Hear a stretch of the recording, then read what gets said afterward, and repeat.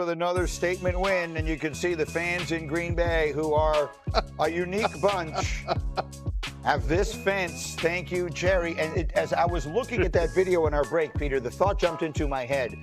Could this be the second season in a row we have something like this? Last year, the story of the league was Saquon Barkley, new place, dominating, leading a team to a championship. Is Micah this year's Saquon? It's eerily similar in that Joe Shane was on Hard Knocks, the Giants GM, and we had it all on video. We had him saying the words that we're going to move on from Saquon, so it was almost like the smoking gun of here's the mistake that was made. Jerry has so many quotes on camera and so many things in paper that he actually has said we're better off with Micah. We need to improve the rushing game, the run defense game. Kenny Clark improves us.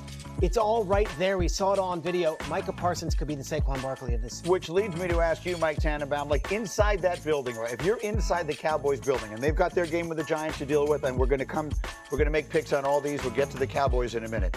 But if you're not Jerry Jones, if you're someone else in that building and you're watching Micah right now becoming the story of the league, what thoughts are going through your mind? Massive regret that, again, how we approach things strategically, Greeny, puts us at a massive competitive disadvantage. When you have a future Hall of Famer by any metric who's 26 years old and you hit on your own first-round pick, sign him right now. A year ago, they should have signed him. The fact that it got this far, we talked about it for months, Greeny. Nick Bosa was at $35 million. Now we're all the way up to $47 million. It is as deflating to the Dallas Cowboys as it is invigorating to the Green Bay Packers. They are human. They all saw that game last night. He's a great player that makes everybody else around him better. I mean, but he didn't make the Dallas defense that great. They still got the ball ran down their throat. So it's like one of those things. They weren't winning with them. It's not like they had the number one defense. Yes, they were. When Dak Prescott was healthy, they were going to the playoffs They every won year. 12 games 3 years in a row with or whatever it was with Micah at the beginning of his career. And they got sent home because Green Bay did what to him? Ran the ball at Michael Parsons. Okay. So it can work out for both teams. We can't determine who wins this trade until what we see Dallas does. Well, I push back, Bart, because in week 1 on Thursday Night Football, when Jalen Hurts was standing back there with all kinds of time to run, I get it. And then he did rush for touchdowns, it was because you didn't have that relentless pursuit from a guy like Michael Parsons. So Jerry is willing to die on the hill that I'm not willing to die on. And sitting here continuously saying that, hey, we're going to get multiple players. You have a generational type player. You don't trade a player like that. And you just don't do it. And if you do, Peter said earlier in the show, Greeny, 70 cents on the dollar. I would probably go 50 cents on the dollar. Why not trade to the 88? Yeah, why don't you just trade him to the AFC? That's true. And those 2 first-round picks are going to be really low picks. Right. There's no need to relitigate it. I just think it's an interesting storyline to watch all season long. We talked about Micah. I want to go to the other side. So we're having breakfast this morning. A delightful egg white omelet, courtesy of our friend Benny, the omelet chef upstairs.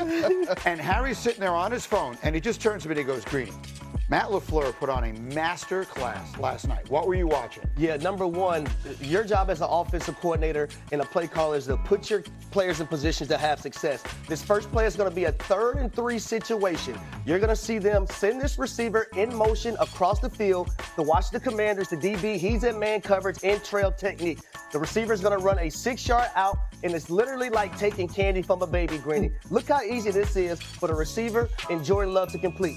First down, Green Bay. Now, the second play that I have, they're backed up in their own territory, and watch the eyes of Jordan Love. He's going to tell this receiver, hey, come in and block this safety. But the safety falls for the banana in the tailpipe. Watch Tucker Kraft. Be detail-oriented in your work. Make it look like run. He is blocking. Did a great job. Next thing you know, he's catching the ball behind the line of scrimmage. This is a 15-yard gain for the Green Bay Packers. They go on this drive and score a touchdown. Now, the next play I really, really love. You're going to motion this wide receiver across the formation. You're going to create a 4-by-1 formation. They're going to run triple seam.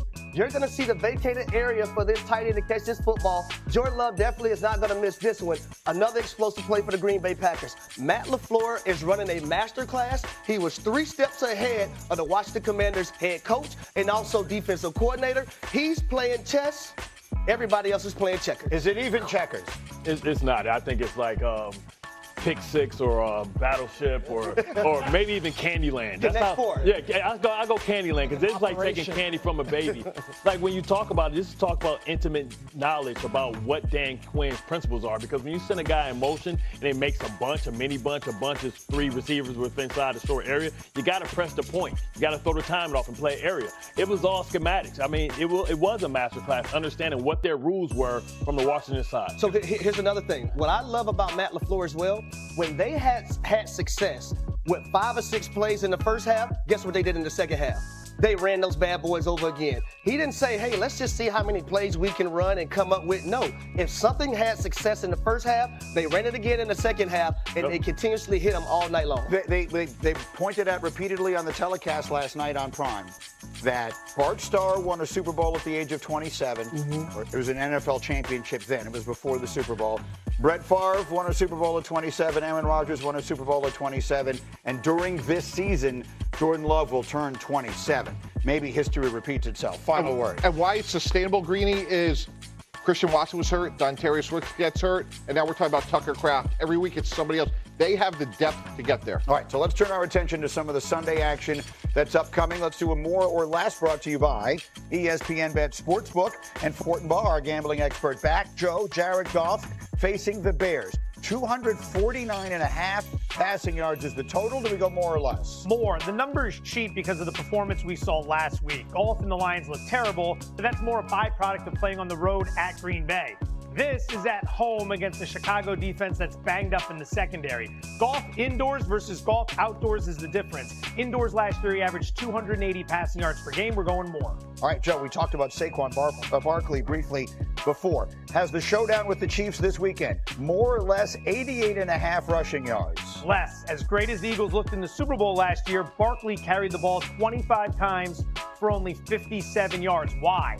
Kansas City defensive coordinator Steve Spagnuolo's game plan, sell out against Barkley. He is the engine that makes the offense go. I think he does the same thing here, especially knowing A.J. Brown is not 100%. And then finally, Cowboys-Giants. George Pickens, not really that involved in week 1. His total is 53.5 receiving yards. You go more or less? Less. As bad as the Giants looked in week 1, I still think they have a decent defense. In case in point, against Washington, the leading receiver was Deebo Samuel with about 77 yards. If you're getting a wide receiver involved in this game, it's going to be CeeDee Lamb, who had that big drop late in the game. I think you want to get him going. The Giants should be able to run the ball here so you can keep Dallas's offense off the field. All right, so let's recap again. We've got Goff and the over. We've got the under on Barkley. We have the under on George Pickens. We've made those a parlay. They're on ESPN Sportsbook right now at plus 541. Look for the more or less featured parlay on the homepage and in the parlay lounge. Meanwhile, we mentioned Pickens. I want to dive into that game a minute here. Giants-Cowboys. And Harry, I've been waiting all week to get you in here. I want to show a tape that Dan Orlovsky brought to the show the other day. And it was something that I hadn't really seen much coverage of. The Cowboy game was a whole week ago already. But he pointed out a few plays in which George Pickens does not appear to be giving maximum effort. You played the position. Let's roll the tape. I want you to tell us what you see. Harry.